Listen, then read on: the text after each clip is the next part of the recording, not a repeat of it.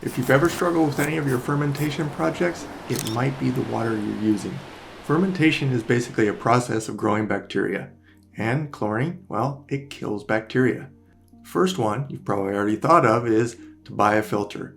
You can go expensive, really expensive, but really all you need is a simple Brita filter and it will do the job just fine.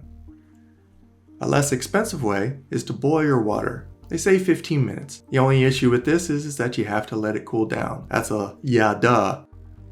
Now the last one is simply just fill a pot full of water and leave it on the countertop overnight. Your chlorine will evaporate.